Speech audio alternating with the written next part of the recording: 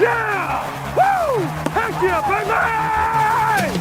Rivers gives to Sproles, angling left, has room, 15, 10, 5, jackpot! He got it! He got it! He got it! Touchdown, Antonio Gates! 112 career touchdown catches. That's the most by an NFL tight end all time. I would have hoped that people would have figured it out. I just like to play football. This is Score More with Garrett Sisti. Let's go! What's up, good people? Welcome to a brand new edition of Score More with the vibes at an all-time low.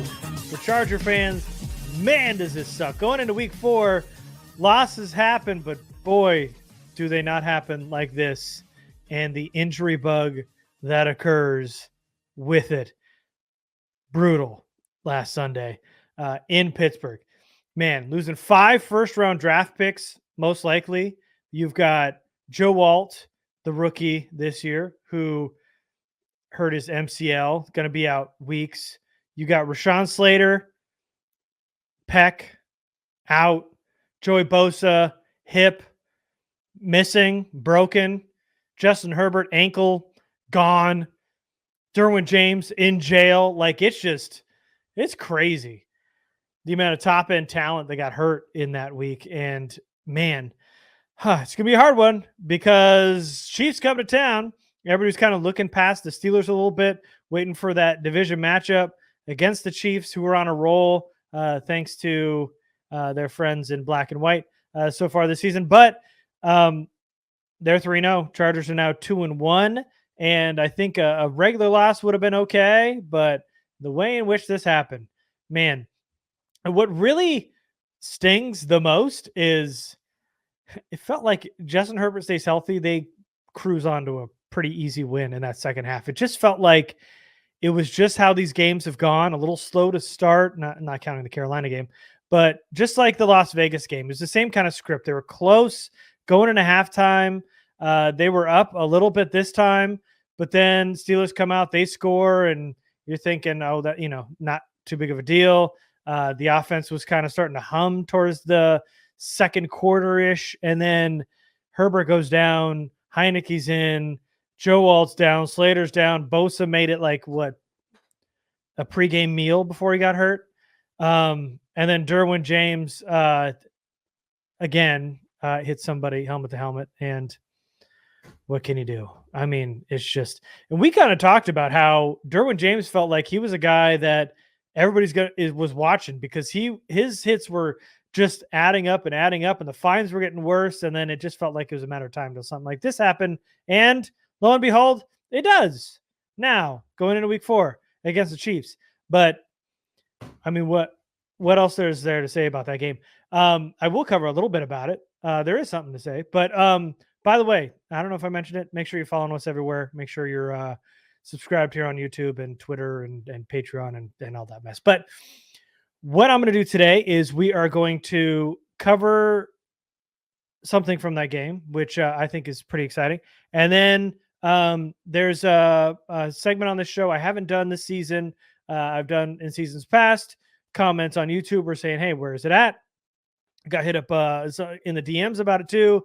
And it is, hey, man, what are you doing? And that's coming up after that as well. So the first thing that I think I want to cover, I feel like these little film breakdowns are going good. And I love all the feedback. There were some that kind of wanted me to go in a kind of different direction with the film study. And I hear you. And we'll do a little bit of that today. But it's going to be real quick. It's not going to be focusing on one player today. It's going to be focusing on just how good Minter has gotten this team in terms of tackling. There was a concerted effort this weekend to just go out and hit somebody. There was a physical type of nature that they wanted to instill early on in that game. Defensively, the Chargers wanted to have the Steelers guys feel them. They wanted to lay the wood. They wanted to make sure that they knew that it wasn't just going to be a nice, cush, easy day on Sunday, and they were going to be impactful. And they were. They were for most of that game. I know there was a couple times where, I mean, obviously they lost, so they weren't perfect. But, man, that tackling outside of a given few, that's not number 26, were really good in terms of tackling on Sunday. And I want to cover a couple of those today because when you look at a game for 3 hours and you're watching it, I think when you start to put all this thing together, you kind of start to see that there's a new physical mentality happening with Minter's defense. Yes, they gave up 20 points to Justin Fields-led offense. It was on the road. I'm willing to give him a pass on that. But when you look at the game plan heading into that, it just felt like at one point once Herbert went down, everything just kind of sank. They didn't really like rally to go and win that game. It just felt like once Herbert went down, I don't know, everybody kind of lost confidence. And then the Steelers kind of just pounded the ball away and they won. So until then, defense playing really sound. I want to show you some real good hitting, which, I mean, who doesn't love a good hit? Here's a little montage. We'll go through it pretty quickly, but I got a bunch from a bunch of players here. So the first one here is from Denzel Perryman. This came in the first quarter. It's kind of a dump off pass. You see Justin Fields start to roll out to his right. He looks downfield, nothing's happening, so he checks down to 83, right underneath, boom, Denzel Perryman, big hit. Denzel Perryman's been really physical for these first 3 games. Back it up, play one more time, fake the pitch, tight end fullback Hayward, cross the line of scrimmage, and boy, do the guys around him love that hit. And another one from the man we featured last week, Deion Henley. This is a beautiful play from Henley, too, by the way. To sneak inside the left guard, split that gap, and go into the backfield. Big tackle for a loss. But what you love, while it's not, a hit stick like Perryman had, he got in front, was able to kind of go over Harris's back, and then right behind him, you got Thule, and you've got big 95 Poona Ford to help clean up. But a nice little dive over, holding on the pads as he's going down, and Poona Ford, Thule helping clean up there on this tackle. Next one is from Christian Fulton. Here, it's not just one guy. I mean, if I was doing clips of just Perryman, then, we'd be going, hey, this is another appreciation post. But the appreciation here is for the hard hitting. And it's not just one guy. Tackles are one thing, but these hits are another. Christian Fulton reads the screen, boom, hits him high, enough to stop him in his tracks. And again, some cleanup duty from some extra Chargers here. But Christian Fulton sticks him in the backfield. Big loss on a 2nd and long. You got Mack coming, Henley was coming, Thule was right behind him. But a nice little stop in his tracks from Christian Fulton. Then, of course, these next 4 clips are from one man who is the aforementioned man who will be suspended this week, is Derwin James. And before the helmet-to-helmet hit happened, Derwin James was playing pretty free and easy. He was making a lot of big hits, and it felt like he was playing in control. Lost it during part of the game, but these 4 hits are worth highlighting. Here's your first one from Derwin. This play is actually right after the 2nd down stop from Christian Fulton we just played.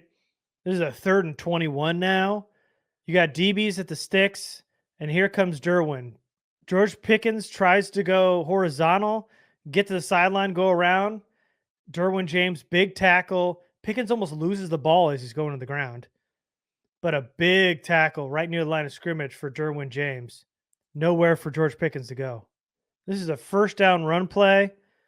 You see Derwin's coming from the other side of the line. Boom, throws a big shoulder.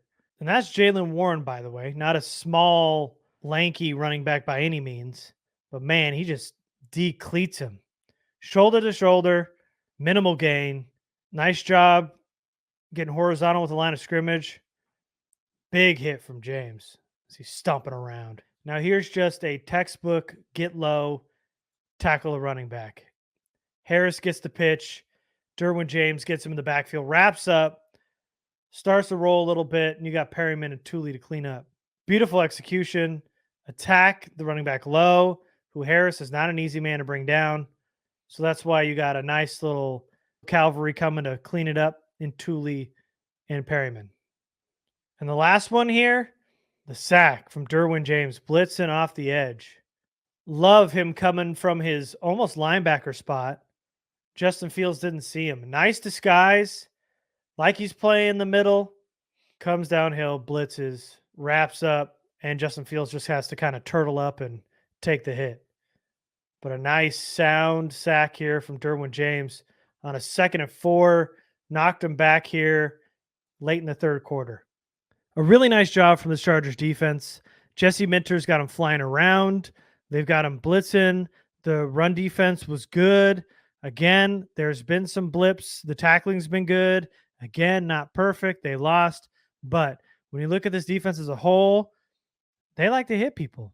And that's something that the Chiefs are going to be looking at this week. And every team going forward is going to be taking note of. So, look, it didn't end up in a victory, but there were some really good things on that defense. And the way they were hitting on Sunday was definitely something they put in that game plan, something Minter and Harbaugh must have preached in the week, because they were hitting people. They were violent, and you love that from a defense. So a really good job from a bunch of those defenders. And I get Derwin had his big blunder, and he won't be there this week, but there were some really good plays from Derwin, who was kind of quiet through the first 2 games and really popped here in this third game. So we'll end this show, real quick one today, but what we want to get to is our, hey man, what are you doing? And since I haven't had this segment for 3 weeks, there's only one man who can star in this, hey man, what are you doing, this week. And that's our boy, Will Levis. So we saw in week 1, they're up 1 as he's getting sacked, a backhanded toss to the sideline, intercepted, pick 6. But most importantly, he's on his knees with his helmet in his hands, watching as they return it for a touchdown. But unfortunately, it gets worse, especially for Titans fans. Week 2, against the Jets, jumps over a defender who's on his hands and knees and rolls a pitch back to Tajay Spears, who can't handle it, and the Jets get the ball. Just a stupid turnover for no reason in the red zone. I mean, Will Levis, what are you doing here? Now this week, doesn't see a sack coming while it's coming right in his face. He's got his eyes too busy downfield. He gets hit, wrapped up around the neck.